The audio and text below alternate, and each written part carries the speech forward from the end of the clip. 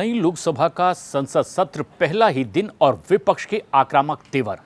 दरअसल इसकी उम्मीद पहले से भी थी, क्योंकि सांसदों को पद की गोपनीयता की शपथ दिलाने के लिए प्रोटेम स्पीकर की नियुक्ति होती है और यही वो प्रोटेम स्पीकर का पद है जिसे लेकर सत्ता पक्ष और विपक्ष के बीच जबरदस्त घमासान शुरू से ही देखने को मिल रहा है। दरअसल प्रोटेम स्पीकर के पद को माना यह जाता है कि सत्ता पक्ष उस सांसद को इस पर मनोनीत करता है जो इस पूरी लोकसभा में सदन में सबसे वरिष्ठ हो, सीनियर हो। लेकिन विपक्ष को इस वक्त की नियुक्ति पर आपत्ति है। ऐसे में प्रोटेम स्पीकर पद एक बार फिर से चर्चा में आ गया है। प्रोटेम स्पीकर दरअसल लैटिन भाषा के एक मूल रूप के शब्द लेटिस से इसकी उत्पत्ति हुई, प्रोटेम, और इसका मतलब है फॉर ए टाइम बीइंग, एक विशेष कालखंड के लिए, यानी एक सत्र विशेष के लिए जो पद पर आसीन कराया जाए, वो प्रोटेम स्पीकर है। और इसका काम होता है किसी भी विधानसभा या लोकसभा में जो नवनिर्वाचित सदस्य आए हैं उन्हें पद और गोपनीयता की शपथ दिलाई जाए और इसके बाद प्रक्रिया आगे बढ़ती है, चुनाव होता है और स्थायी स्पीकर भी नियुक्त किया जाता है। लेकिन अभी मुद्दा स्थायी स्पीकर को लेकर सत्ता पक्ष और विपक्ष के बीच किस तरह का टकराव होगा या फिर सामंजस्य के साथ स्पीकर बना दिया जाएगा, वो सेकेंडरी मुद्दा है। लेकिन जो प्रोटेम स्पीकर का पद है वो सत्ता पक्ष यानी बीजेपी ने दिया है भर्तृहरि महताब को, जो अभी पिछले लोकसभा चुनाव में ही बीजेपी में शामिल हुए थे और सांसद भी बन गए। और ऐसे में 7 बार के सांसद भर्तृहरि महताब को लोकसभा में प्रोटेम स्पीकर बनाए जाने का विपक्ष विरोध कर रहा है।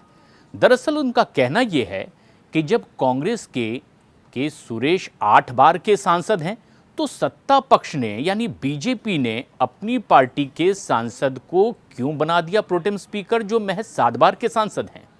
ऐसे में अब सत्ता पक्ष की ओर से इस बारे में दलील भी दी जा रही है। जो इस बार संसदीय कार्य मंत्री बनाए गए हैं किरेन रिजिजू, उन्होंने बताया कि दरअसल इस तरह की घटना पहले भी हो चुकी है। दरअसल भर्तृहरि महताब लगातार 7 बार से सांसद बनकर सदन में आ रहे हैं, जबकि जो विपक्ष के दावेदार के सुरेश हैं वो ऐसा 2 बार हुआ, 98 और 2004 में, जब सांसद के तौर पर इस सदन में नहीं आए थे। ऐसे में लगातार इस लोकसभा में सदन में उनकी वरीयता सिर्फ 4 बार के सांसद की दिखाई देती है, भले ही उसके पहले भी वो सांसद बनकर आते रहे हों। और इसी दलील के आधार पर लगातार 7 बार सांसद बनने वाले ओडिशा से आने वाले भर्तृहरि महताब को प्रोटेम स्पीकर सत्ता पक्ष ने बना दिया है।